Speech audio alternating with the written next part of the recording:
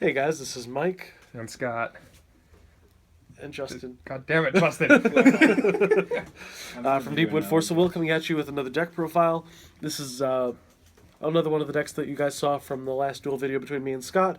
Unfortunately, we waited about a week to do this deck profile, and in that time I got sick, so now I'm in my post-sickness area, so if I start sniffling on camera, you know what's happening.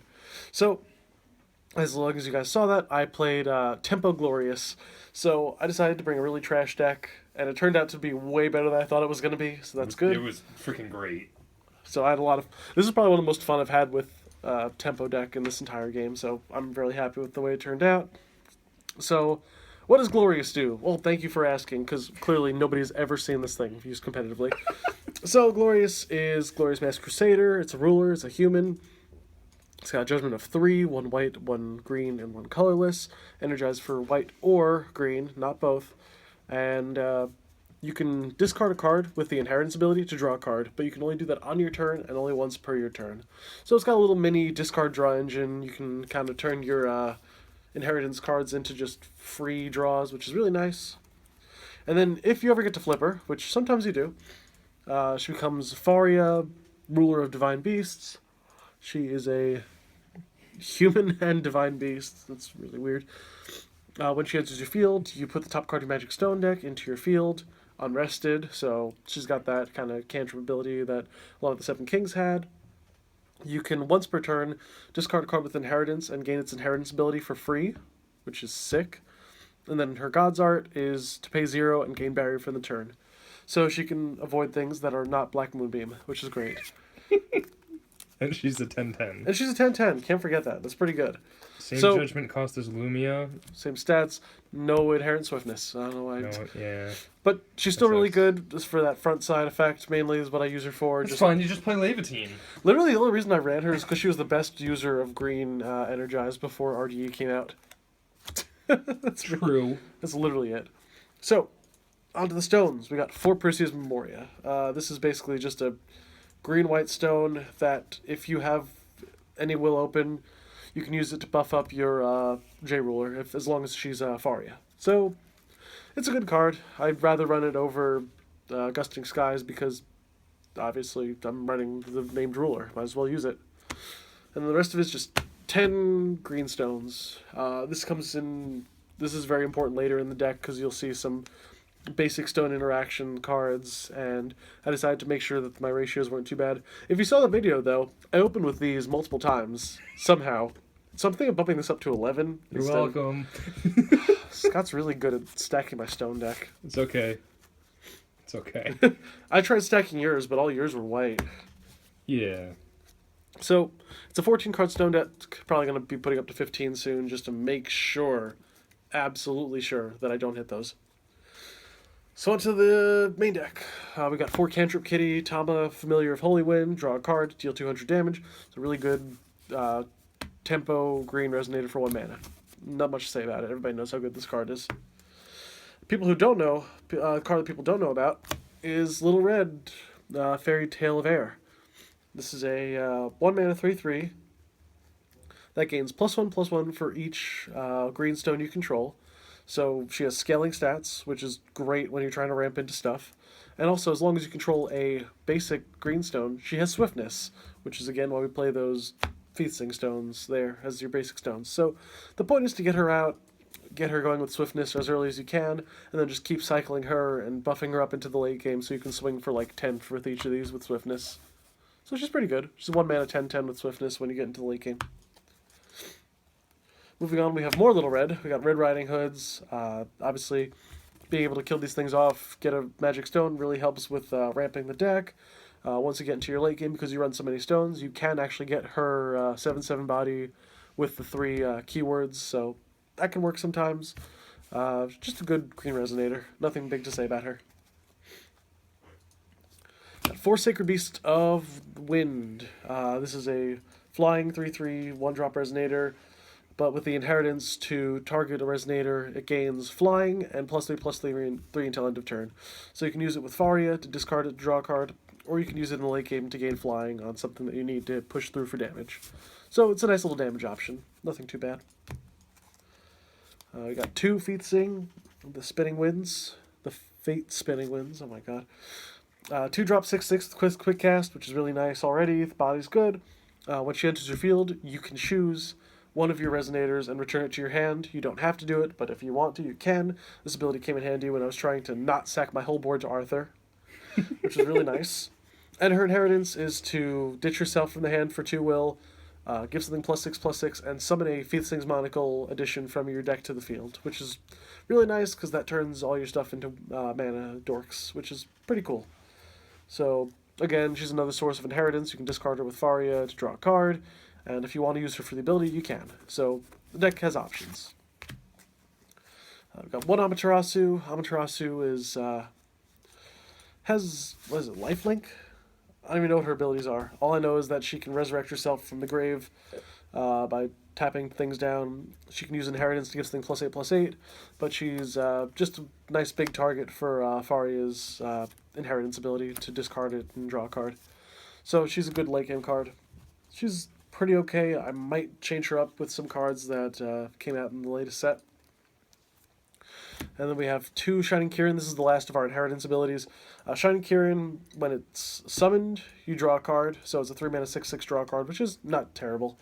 Its inheritance is to pay 3, give something 6/6, and you draw a card. So that's also pretty good. And then if you discard him with Glorius, you draw a card. So everything about this card says draw a card, which is nice, because you could cycle your deck. The MVP of my game 2 is Sha Wujing. Sha Wujing is just such a great singular resonator for 3 mana. It's an 8/7 body, which isn't the best, but it's not the worst. It's somewhat aggressively costed. It's a myth resonator, and it gives Sun Wukong +2/+, whatever, who cares? What's important, sorry, Kieran Lucas, your opponent pays 1 more to play chance, and that's really, really good.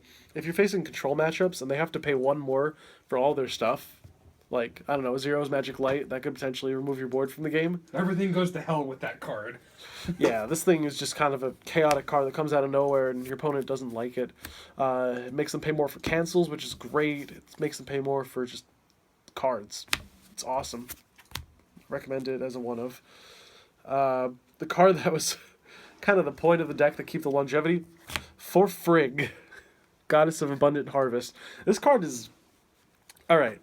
So, on the Grinning Remnant article going over the cards from Vingolf 3, this card was, in my opinion, improperly ranked as unplayable. But both me and Alex Goodman think that this card is just the best. Well, I think it's the best. He probably thinks it's at least not unplayable. But when it enters your field, it's a 5-cost 8/8 myth, so it's extremely highly costed with very little stats.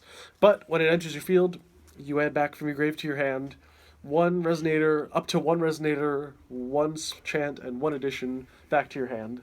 And this deck plays all 3 of those, and you can recycle your 1-drops and use those, because going to the late game means you can get back your little reds, use them for swiftness, you can get back some cards you'll see later, you can get back your additions like Wind-Secluded Refuge and the Monocle if you happen to draw it. So Frigg is just good to keep the deck going. If you have a Frigg in hand and a Frigg in grave, you can get a little loop going, which is nice, but that's extremely expensive, so you'll never do that.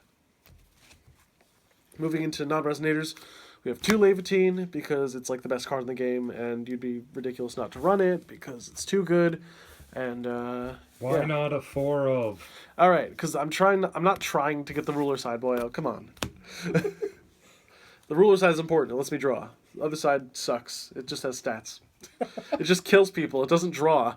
It's not the point of my deck. We got 4 Magic Stone Analysis. This card is insane because you play 10 basic stones. So you just get them out. The stone comes out unrested. Because it's unrested, you could pay 1 mana for your best 1-drop in the game, little red, and then you could swing with Swiftness because you just got a non-special Magic Stone, which is super great. And this lets you go into your late game. This lets you get Frigg out earlier. Energizing lets you ramp up into Sha Wujing. So, all in all, just an insane card. It's awesome.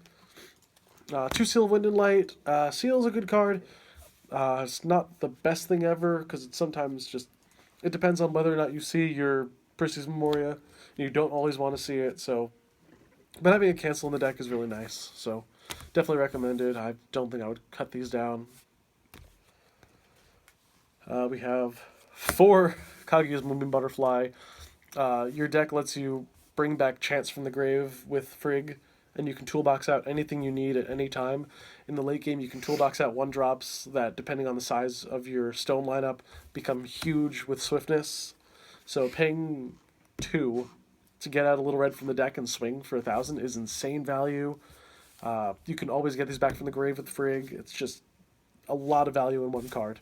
Again, the only issue, gotta see the Memoria to see it. So sometimes if you don't get lucky enough, you won't see this until the really late game. But all in all, it's actually pretty insane. 1 Fiethsing's Monocle. The best dead draw in the game. You will always draw this before you draw your Fiethsings, and you'll have no way to discard it. It's actually a pretty good card, but I'm feeling negative because I drew it in every single game. And then 2 Wind-Secluded Refuge, because protecting your ruler is good. I've heard also protecting your little reds as they swing for, infinite damage forever is really nice as well. And they draw you a card, which, if you can't tell the theme of the deck, is great. And they're additions, so you can bring back with Frigg, which is awesome, because Frigg's great, and these things are great. You're wrong, Nick. Was it Nick? I don't remember who said bad things about Frigg. Shots fired. Shots fired. An unknown target. And that's the deck. It's hella fun to play. Like, this is probably the most fun I've had with the deck in forever. It's not centered. That's centered. So, definitely give it a whirl. Glorius is a bad ruler, but put it in the right deck and just goof off as much as you can. You can find some really good ways to work with her. So right, and this was before Return of the Dragon Emperor, so I'm sure there were multiple changes. We can sprinting Flame Horse means that this deck is actually completely viable. Basically, what I'm going to say right now, everything in this deck except for Seal of Wind and Light and Laevateinn are all Lapis Cluster, so this deck will still be available after that rotation. Now, the reason you played the Laevateinn was just to get that swiftness in and to get the plus attack bonuses to make sure everything happens. But we got a card in the latest set called Sprinting Flame Horse, which is inheritance. It's inheritance that gives a target J Resonator +2/+2 in swiftness. So you can technically get burst damage in with this card. Right. Which is insane. As well as there's also the new bird. There's also the new bird, draw a card. but I think the bird's a little too slow in this build. And I don't think it fits the theme because it's not a very high tempo card. So, True. Changes will be made going forward. We'll check in with everybody later. Hopefully in L4 we get more mono color support, which would be nice because we've had a lot of dual color lately. But yeah, this is the deck. Give it a whirl. Try it out against your friends. Make sure that they know that they're getting hit for... How much was I hitting you for at the end of the game? 1,500 with these things? They were 15/15s? In one of the games, yeah. Yeah, these are 15/15s. Make sure your opponent knows what they're hitting you with. Because that card is the best. Yeah. So don't let them get a lot of stones. You can't stop it. Yeah, you can. Because you can always use Frigg to get back Magic Stone Analysis, play the Magic Stone Analysis, ramp up, get another Frigg going. As long as your opponent doesn't kill you on turn 2, you should be fine. So that's pretty much the deck. This is Mike. And Scott. And Justin. Yeah. Deep Wind Force of Will signing out. See ya.